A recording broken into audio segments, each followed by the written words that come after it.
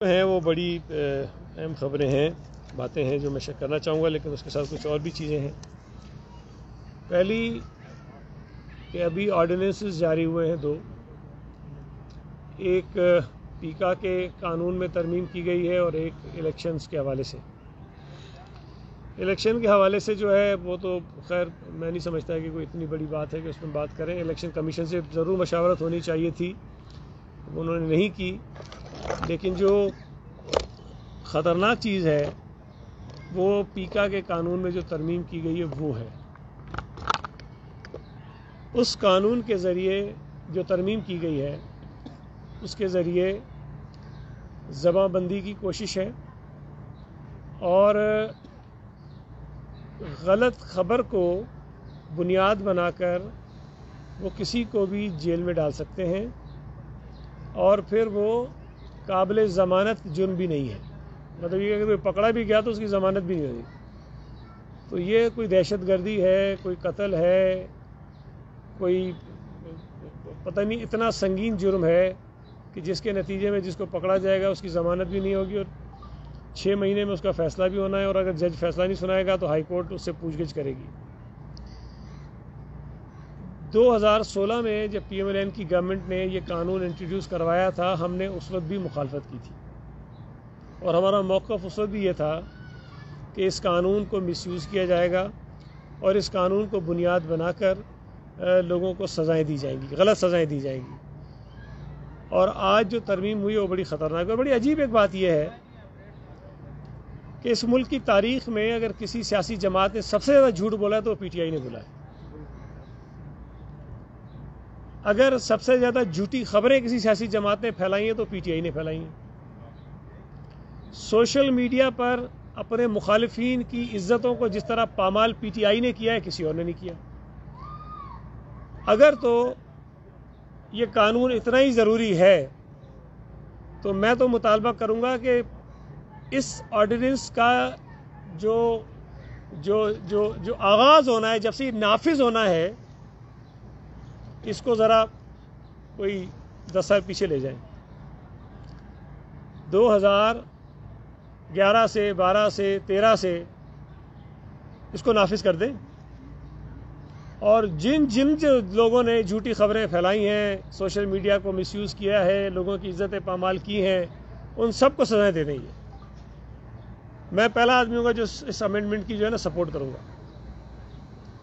عجیب مذاق ہے کہ خود تو جو طوفان بدتمیزی سوشل میڈیا پہ مچایا ہوا ہے، آج بھی ان کے لوگوں نے جو طوفان بدتمیزی مچایا ہوا ہے، آج بھی جو جھوٹے الزامات لگاتے ہیں، غلیظ ترین الزامات لگاتے ہیں سیاسی مخالفین پر، یہ لگا رہے ہیں اور قانون بھی لے کر آ گئے کہ کسی نے شاید کوئی ایسی بات کہہ دی ہے جو عالی جناب وزیر اعظم صاحب کو ناگوار گزری ہے، اور وہ کہتے ہیں یہ جرت کیسے ہوئی کہ کسی نے کہا کہ میری اہلیہ جو ہے ناراض ہو کے کہیں چلی گئی ہیں، اور کسی نے یہ کیسے کہا کہ جی مراد سعید کا ذکر جو ہے ریحام خان کی کتاب میں ہے۔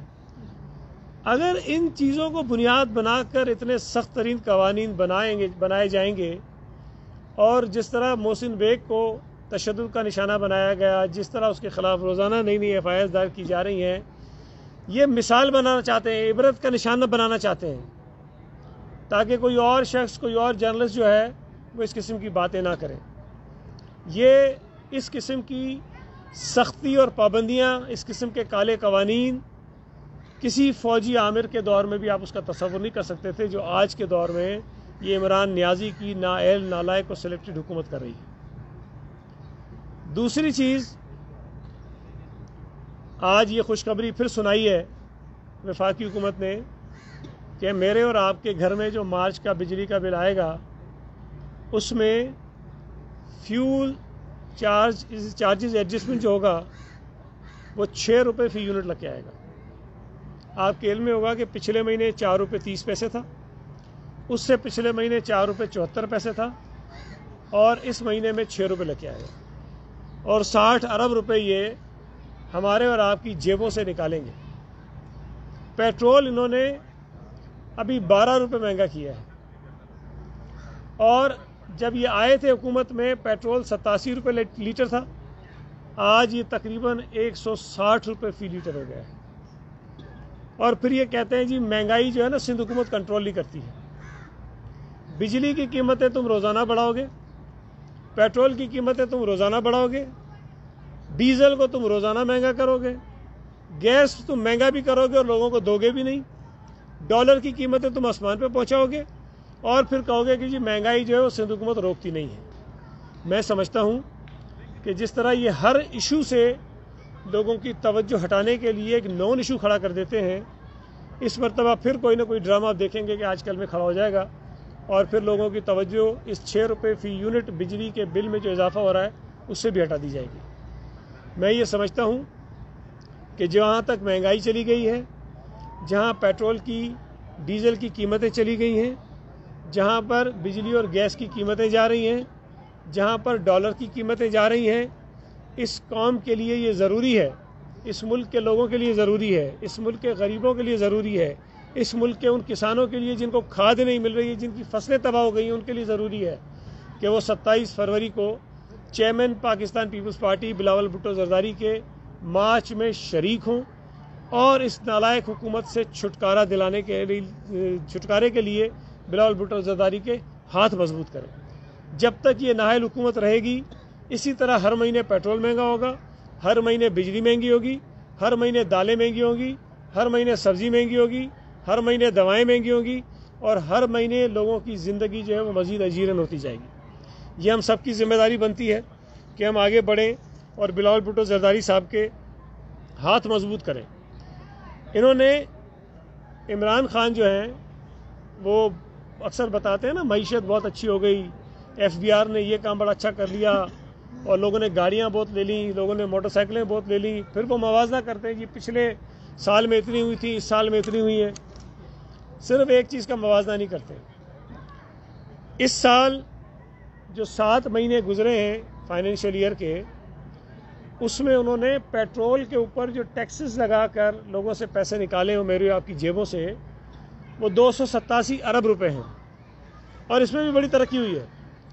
پچھلے سال جو 7 مہینے تھے اس کے مقابلے میں 72% جو ہے وہ زیادہ ٹیکسز لگائیں ان 7 مہینوں میں اس حکومت نے, اور کہتے یہ ہیں کہ ہم تو بڑا احسان کر رہے ہیں, ہم نے GST جو ہے وہ کم کر دی ہے, 0 کر دی ہے, اور ہم کچھ نہیں کر رہے. دوسری طرف IMF کے ساتھ جو انہوں نے معاہدہ کیا ہے, IMF کے ہاتھوں میں جو گروی رکھا ہے اسٹیٹ بینک کو اور پوری حکومت کو, ان کے ساتھ وعدہ یہ کیا ہے کہ ہر مہینے 4 روپے پیٹرولیم ڈیولپمنٹ لیوی جو ہے وہ پیٹرول کی قیمتوں میں بڑھائی جائے گی, اور یہ 30 روپے کی جائے گی. یہ بھی وعدہ ہے کہ 30 روپے جب تک نہیں ہو جائے گی ہر مہینے 4 روپے ہم اس میں بڑھاتے جائیں گے. جہاں یہ عوام دشمنی ہو رہی ہو, جہاں یہ غریب دشمنی ہو رہی ہو, جہاں یہ زندگی لوگوں کی اجیرن کرنے کے اقدامات ہو رہے ہوں, وہاں پر یہ ضروری ہو جاتا ہے کہ اس حکومت کو ہٹانے کے لیے لانگ مارچ جو کراچی سے جس کا آغاز ہو رہا ہے, لوگ اس میں شریک ہوں. پاکستان میں یہ مختلف ضلعوں سے ہوتا ہوا آئے گا, جہاں جہاں سے گزرے لوگ اس میں شامل ہوں, اور عمران خان کی حکومت کو ختم کرنے کے لیے بلاول بھٹو زرداری کا ساتھ نبھائیں, ان کا ہاتھ بٹائیں, اس کے ہاتھوں کو مضبوط کریں. اور مجھے فخر ہے اس بات پر کہ پاکستان پیپلز پارٹی وہ واحد جماعت ہے پورے ملک میں جو اس وقت غریبوں کی بات کرتی ہے, جو مہنگائی کے خلاف بات کرتی ہے, جو پیٹرول مہنگا ہو جائے تو آواز اٹھاتی ہے, جو لوگوں کو گیس نہ ملے تو اس پہ آواز اٹھاتی ہے, جب کسانوں کو کھاد نہ ملے تو آواز اٹھاتی ہے, لوگوں کو بے روزگار کیا جائے تو اس پہ آواز اٹھاتی ہے, منیمم ویج اگر اس کو عدالتیں روک دیں تو اس پہ آواز اٹھاتی ہے. کوئی اور جماعت اس وقت ملک میں ایسی نہیں ہے, کوئی لیڈر اس ملک میں ایسا نہیں ہے جو عوام کے ایشوز پر بات کر رہا ہو, عوام کے مسائل کو حل کرنے کی بات کرتا ہو, نالائق حکومت کی عوام دشمنی پر کھل کر بات کر رہا ہو. تو میں یہ سمجھتا ہوں کہ انشاءاللہ تعالی اللہ نے چاہا 27 فروری کو جب ہم کراچی سے نکلیں گے اور جب تک ہم اسلام آباد پہنچیں گے, عمران خان نیازی کی جو نالائق نااہل وفاقی سلیکٹڈ حکومت ہے اس کا خاتمہ ہوگا, اور جب تک یہ حکومت رہے گی لوگوں کی مہنگائی سے جان نہیں چھوٹے گی, بے روزگاری اس ملک میں ختم نہیں ہوگی. جو 1 کروڑ نوکریاں آنی تھی وہ تو آنی پتہ نہیں کب تھی, لیکن مزید نوکریاں لوگوں کی چلی گئی ہیں. جو 50 لاکھ گھر بننے تھے وہ گھر تو پتہ نہیں کب بنیں گے, لیکن لوگوں کے گھر جو ہیں وہ ٹوٹے ضرور ہیں.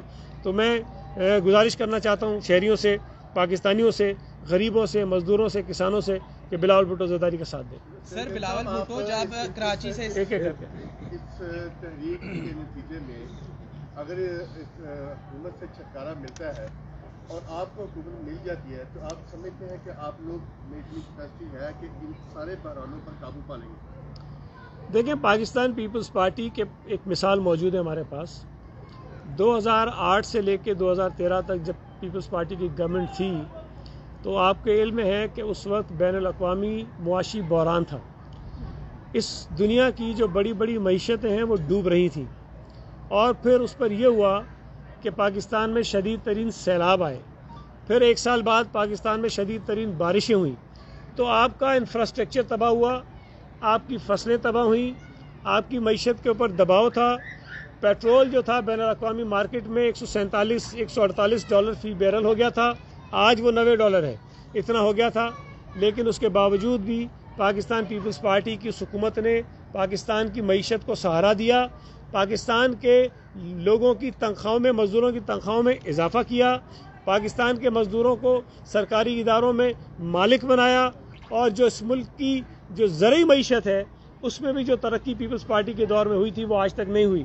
جو ہم نے پرائسز بڑھائیں گندم کی، شوگر کین کی، اس کی وجہ سے ہمارا کسان جو ہے وہ خوشحال ہوا.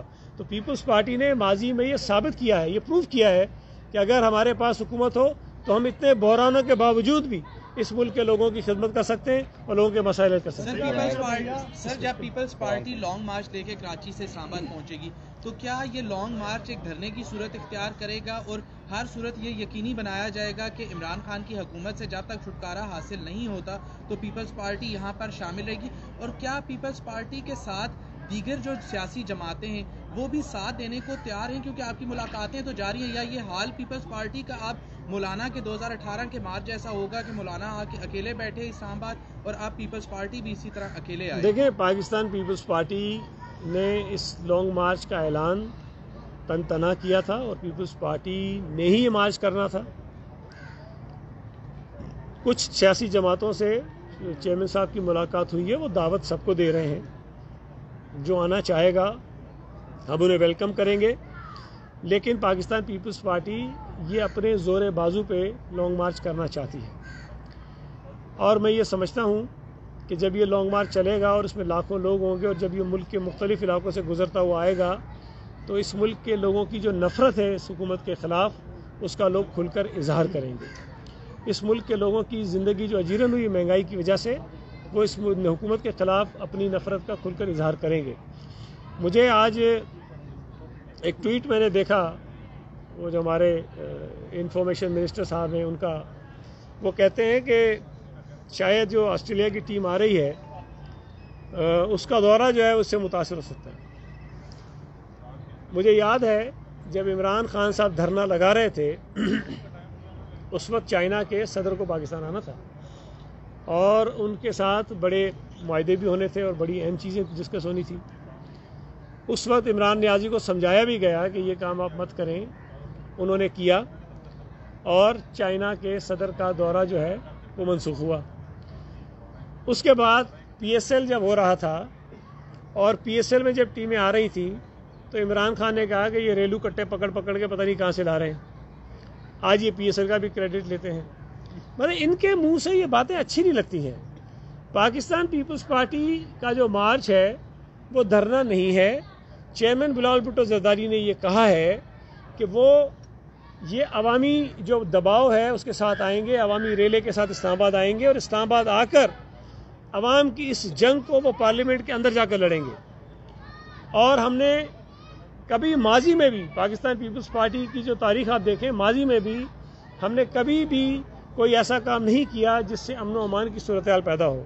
ہم نے کبھی یہ نہیں کہا لوگوں کو کہ بجلی اور گیس کے بل مت بھرو. ہم نے کبھی اوورسیز پاکستانیز کو یہ نہیں کہا کہ ریمیٹنسز اپنے جو مت بھیجو اور ہنڈی کے ذریعے پیسے بھیجو. ہم نے کبھی پاکستان کے لوگوں کو یہ نہیں کہا ہے کہ آپ پاکستان کے ٹیکسز ادا مت کرو.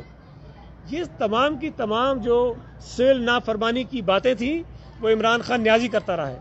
ہم نے کبھی کسی پاکستان پیپلز پارٹی کے ورکر کو نہیں کہا کہ تم پولیس کو جا کے جو ہے وہ جوتے مارو یا لاٹھیاں مارو. ہم نے نہیں کہا کبھی کہ آئی جی تمہیں میں اس چوک کے اوپر لٹکاؤں گا. ہم نے تھانے پر حملے کر کے اپنے ورکروں کو نہیں چھڑایا. یہ تمام جو کالے کرتوت ہیں، جو ہماری پاکستانی سیاست کے اوپر داغ اور دبے ہیں، وہ پی ٹی آئی کے ہیں. تو میں یہ سمجھتا ہوں کہ جب یہ वजीर साहब ट्वीट करते हैं ना, तो अपने माजी को देख लिया करें। वो अलग बात है कि उस वक्त वो शायद पीटीआई में नहीं थे, लेकिन बहरहाल ना होने का मतलब ये नहीं है कि पीटीआई के माजी को वो भूल जाएं। तो पीटीआई के जो काले करतूत हैं, जो इमरान खान ने इस मुल्क की मईशत को नुकसान पहुंचाया था, जो इमरान खान ने पाकिस्तान की जो खारजा पॉलिसी थी उसको नुकसान पहुंचाया था, उसको ज़रा वो देख लिया करें। सईद अली साहब, ये बताइएगा, पिछले तीन अदवार से आप लोग तसल्सल के साथ हुकूमत कर रहे हैं सिंध में, और अभी इस टाइम सूरत हाल ये है कि कराची में बदअमनी का जो हाल है वो आपके सामने है। जो है हमारे साफ़ी एक और जो है वो उसमें शहीद हो गए हैं, और सिर्फ एक साफ़ी नहीं बल्कि दर्जनों लोग जो हैं वो रोज़ाना की बुनियाद पे वहाँ पे इन वारदातों में अपनी जान गंवा रहे हैं। तो क्यों इसमें आपको इतना मौका मिला है, आपको इसके ऊपर क्यों आप ओवरकम नहीं कर सके? मेरा भी इसी से रिलेटेड है। जी एजाज भाई, एजाज भाई, एजाज भाई, तो ये हुआ कि उस दिन जिस दिन अतरबतीन जी और उसी रोज बाजाबाद में वो गार्ड भी मारा गया, उसका किसी ने ख्याल नहीं किया हुआ। लेकिन मुझे याद है कि रेंजर्स को जो इख्तियारात दिए गए थे उसमें स्ट्रीट क्राइम्स का मसला भी शामिल था, और गुज़िश्ता साल रेंजर्स ने ये क्लेम भी किया था कि इतने % कमी आई है। तो क्या अब रेंजर्स एक्टिव नहीं है स्ट्रीट क्राइम के खिलाफ? ऐसा क्यों हो रहा है कि कराची में क्राइम रेट कम नहीं हो रहा, और आपने इसको तस्लीम भी किया?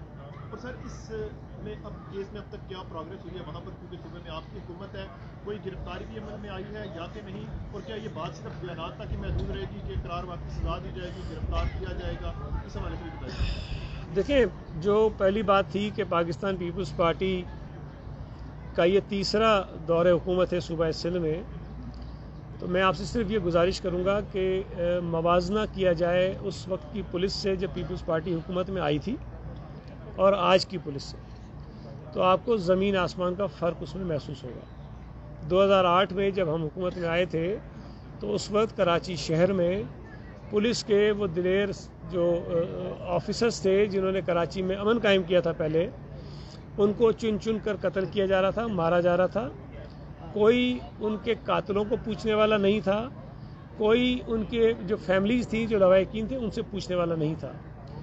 पीपल्स पार्टी जब हुकूमत में आई तो पीपल्स पार्टी को विरसे में इतनी डीमोरलाइज पुलिस मिली कि वो किसी भी दहशतगर्द के ख़िलाफ़ कार्रवाई करने को तैयार नहीं थी।